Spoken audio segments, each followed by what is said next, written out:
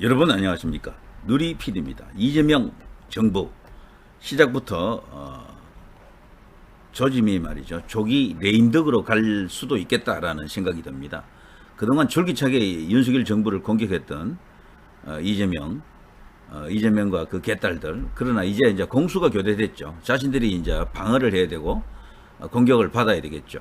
자, 그 가운데 지뢰밭이 많은데 그 가운데 가장 대표적인 지뢰밭이 바로 김민석입니다. 총리 지명자인데 새 정부 관련해 가지고 첫 인사청문회 대상자가 바로 김민석이 되겠죠. 그런데 저는요, 이 김민석에게 드러나 있는 그 의혹을 보면서 이거는 이재명이 국민의힘 혹은 여론의 힘을 빌려서 김민석을 치려고 하는 게 아닌가, 차도 살인 지계가 아닌가라고 생각이 들 정도로 너무도 지뢰밭이 이게 많습니다. 뭐 건드리는 것마다 다들 이게 뭐 터지는 거야, 전부 폭발하는 거라고요. 자, 이렇게 되니까요, 김민석을 아끼는 사람도 일부 있잖아요. 그 사람들 입장에서는 이거 조짐이 이상하다, 당한 것 같다라고 이제 보는 시각도 있어요. 왜 그런가 하면은 운동권 출신 중에는 김민석이 사실은 386의 대빵입니다, 원래는. 근데 이제 정봉준 쪽에 섰다가 후단협 때 말이죠. 노무현이 집권하고 나서 이제 이 좌파 혹은 민주당의 주류가 된 그 친노 진영, 그리고 범친노로부터 완전히 배척을 당한 그 일로 인해 가지고 10년 넘게 야인 생활을 했던 게 이 김민석이죠. 그랬던 것이 4.15 총선 때 어떻게 공천을 받고 제도권에 들어왔고 이제는 사선 의원이 되어 있는데요. 이 386의 대표 주자는 원래 김민석이 맞죠. 그런데 그 사이에 자기가 지금 야인 생활을 하는 동안 송영길이다, 우상호다 전부 자기보다 앞서 나갔죠. 심지어는 자기하고는 비교도 안 되는 그 운동권 경력으로 보면요, 정청래 같은 것이 5선 의원이 되어가지고 법사위원장까지 합니다. 아니, 법대 나오지도 않았고 법 공부하지도 않은 사람에게 법사위원장을 안기는 게 저쪽 민주당입니다. 과거에도 박영선에게 법사위원장 앉힌 적이 있죠. 이런 걸 보면요, 그들이 아무런 법 공부한 사람들이 아니거든. 그런 식으로 막가파 운영을 합니다. 국정 운영을 한다고요. 이재명이가 지금 국방부 장관에도 뭐 민간인을 기용한다 어쩌고 뭐 이런 말이 있는데 한번 지켜보도록 하고요. 아무튼 그런 정청래가 이제 그 당에서 그 야당 시절에 그 수석 최고위원 그런 자리에도 있었죠. 그래서 지금 엄청나게 운동권 경력 치고는 출세했다라고 볼 수 있는데, 그러나 김민석하고 딱 비교해 보면요, 과거 경력이라든가 뭐 네임밸류 이런 것에서 압도적으로 이제 김민석이 우위에 선다라고 볼 수 있는데, 그런데 지금 보십시오. 김민석은 총리로, 정청래는 당 대표로 지금 가고 있거든요. 근데 총리와 대표 중에 어디가 좋으냐 하면 대표가 더 좋은 자리예요. 더 화려한 자리입니다. 그 매스컴도 많이 타고 스타가 될 수 있는 여러 가지 요소가 생깁니다. 대체적으로 총리 출신은요, 이 대통령이 되기 힘들어요. 총리 출신들은 인기가 없습니다. 그러나 이 당 대표는 달라요. 특히 여당 대표, 그것도 압도적으로 국회를 장악하고 있는 그 여잖아요. 그 여 당 대표는 위상도 완전히 다릅니다. 그리고 실제 국가의전 서열에서요, 총리와 그 여당 대표는 차이가 딱 한 끗 차이입니다. 총리가 6, 여당 대표가 7이거든요. 그 국가의전 서열에서. 그러니까 총리보다 더 좋은 자리가 여당 대표인 겁니다. 의전 서열은 한 끗 차이지만 훨씬 더 힘 있는 자리죠, 총리보다도. 그런데도 지금 제가 볼 때는요, 이 김민석이 맘먹고 총리 말고 당 대표를 하려고 했으면 할 수가 있어요. 이 사람이 임기 2년 보장이 되잖아요. 근데 총리 이 자리는 그야말로 이제 바람막이 땜빵용이야. 이재명을 위한 방탄조가 될 가능성이 큽니다. 엄청난 공격을 이제 받을 텐데 그걸 수행해야 될 인물이 이제 이 김민석이 되겠죠. 고기 방패죠. 한마디로 말해서 인간 고기 방패로서 김민석이 등장했다. 근데 이 김민석 보시죠. 김민석 노부부 투서 의혹에 정치 검찰 찌라시 협잡이다라고 이제 이 역공을 하려고 하는데 이게 먹히겠습니까? 이미 노부부 이 사람들이 자살을 해버렸잖아요. 이게 충격적인 이야기가 알려지면서 자살한 사람을 또 이런 식으로 악담을 한다 이래가지고 오히려 역풍을 불고 있어요. 그래서 이제 이 김민석은 지금 뭐 완전히 낭떠러지 벼랑 끝에 지금 서 있는 겁니다. 자기가 이 총리로 지명됐을 때는 1인 지하 만인 지상 같은 그런 느낌이 들었겠죠. 잠시는. 근데 가만 보니까 이거 완전히 당했다. 큰일 났다. 여기서 자칫하면은 정치 생명이 그냥 끊긴다. 여기서 만일에 낙마하게 되면 김민석이도 야심이 크거든요. 지금 야권에서 이재명 뒤를 이어가지고 그 차기 주자 거론되는 사람이 김민석, 정청래, 그리고 조국, 또 한 사람이 있던데, 그런 사람들입니다. 맞아. 지금 원내대표하는 박찬대, 요 4명을 놓고 유력하게 거론하더라고요. 그래서 개딸들이 운영하는 그 유튜브 채널이라든가 그 인터넷 커뮤니티 있잖아요. 제가 그런데 잠깐 이렇게 서베이를 해보니까, 여론조사를 해보니까 1위, 차기 주자 1위가 누군가 하면은, 물론 민주당 쪽입니다. 조국이가 1위더라고, 조국이가. 조국이는 지금 감옥에 있는데 꽃 풀어주고 사면 복권시킬 것이다라고 보더라고요. 그 차기 주자에서는 조국이가 1위, 2위가 여기 김민석이더군요. 3위가 정청래, 4위가 박찬대 이렇게 나오더라고요. 자, 그걸 봐서라도 이 김민석이는 굉장히 중요한 역할을 하는 인물임은 틀림없는데, 그런데 지금 아풀사, 지금 자기 앞에 지금 도사리고 있는 것이 이 노부부 투서, 이것이 일단 결정적으로 크고, 그리고 돈 문제가 말이죠, 많습니다. 너무도 이렇게 수상한 어떤 동거래가 많고 믿을 수 없다라고 생각이 되는 거죠. 자, 이런 김민석에 대해서 조금 자세하게 한번 언급을 해볼 필요가 있겠죠. 김민석 끝났다라고 주장하는 사람들도 있는데요. 사실 그런 측면도 있습니다. 조기 낙마하고 정치 생명이 그냥 끊길 수도 있겠어요. 김민석 재산이 이번에 2억 원 조금 넘는다라고 신고했었죠. 이게 사실이라면 굉장히 놀라운 일인데요. 신용불량 상태였다 그러죠. 그런데 그런 것들을 자기가 알고 있는 지인들, 자신을 도와주는 후원자들입니다. 그들의 채무를 이용해 가지고 그들에게 빚을 이렇게 지는 방식을 통해서 해결했다라는 그런 충격적인 이야기도 나왔고, 그리고 놀라운 것은 지난 5년간 교회 헌금이 무려 2억 원이다. 와, 5년간 2억 원. 굉장히 많이 한 거죠. 11조 그래도 11조 정확히 지키는 사람이 거의 없거든요. 자, 이런 걸 보더라도 뭔가 이상하다. 실제 등록한 재산 말고도 다른 재산이 있는 게 아닌가. 여기도 무슨 저수지를 끼고 있는 게 아닌가. 뭐 이런 어떤 의심을 받을 수밖에 없습니다. 신용불량 상태에서 5년간 교회 헌금을 2억 원을 했다. 이것은 분명히 조사 대상이죠. 자, 김민석이요. 정치자금법 위반 사건과 관련해 당시 판결문과 해명이 다르다.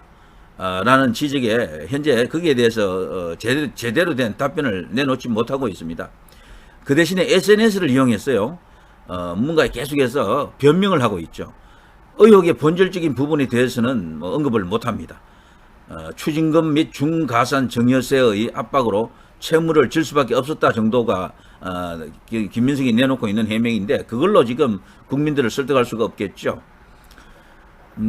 김민석은요, 서울 종로구 통이동 금융감독원 연수원에 마련된 청문회 준비단 사무실 출근하면서 얼마 전에 이런 말을 했었죠.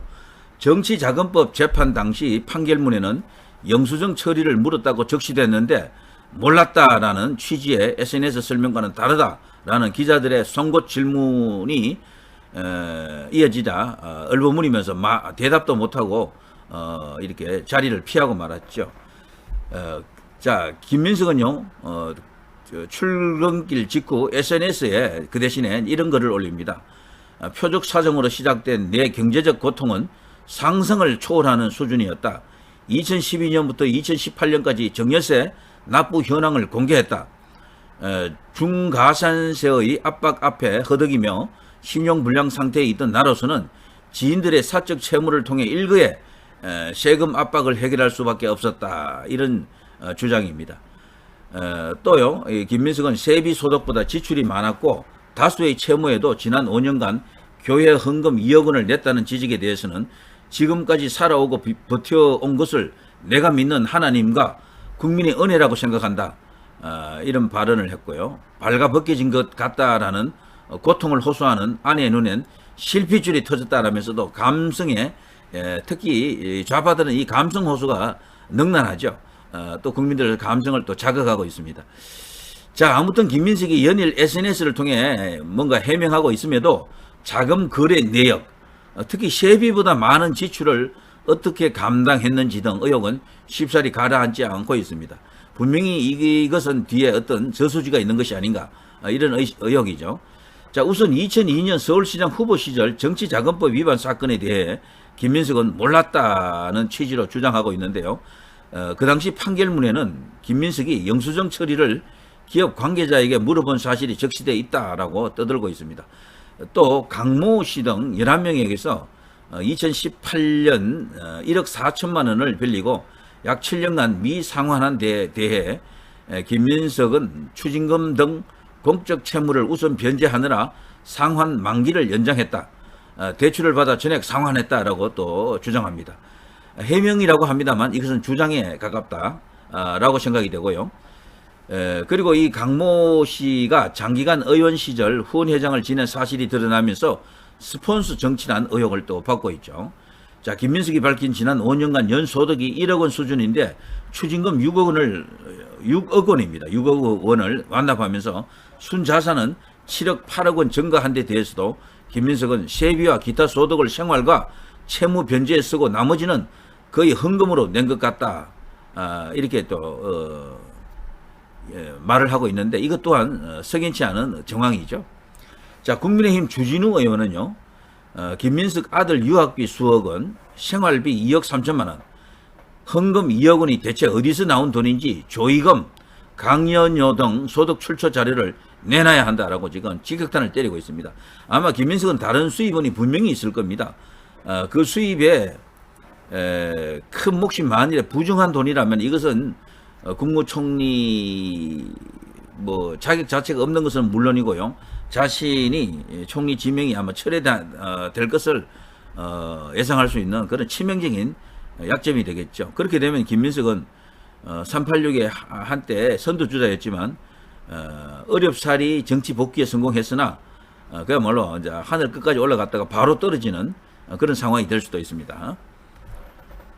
자, 아무튼 외교, 안보, 사회, 복지 분야 부처 업무 보고를 이게 지금 하고 있는데 이 김민석은요, 내란으로 실추된 국격 회복을 위한 전 부처의 대응 전략을 점검하겠다. 각 부처의 인사와 조직 관리가 효율적인지 각 정부 위원회 수준까지 확인해 가도록 하겠다라고 하면서 다소 선 넘은 발언도 하고 있습니다. 마치 청문회 통과한 것처럼 떠들고 있는데요. 그러나 지금 상황이 그렇지 않습니다. 여론도 만만치 않고요. 그리고 이재명이가 초기에 이 김민석을 끼고 가다가는 지지율이 10% 정도 폭락할 겁니다. 과연 견딜 수가 있겠나? 계속해서 그래서 공격을 해야 되죠. 지금은요, 이재명의 아킬레스건은 김민석이라든가 등등 이 인사청문회에서 나타나는 이슈를 갖고 때리는 게 가장 효과적일 거예요. 이재명 부부 자체를 때려야 하는 것은 뭐 이것은 5년간 뭐 임기가 끝날 때까지 계속 이제 지속적으로 해야 되는 것이지만 단기적으로 이제 효과적인 것은 청문회입니다. 청문회에 올라와 있는 인간들을 이제 패대기 치면은 지지율이 크게 출렁거립니다.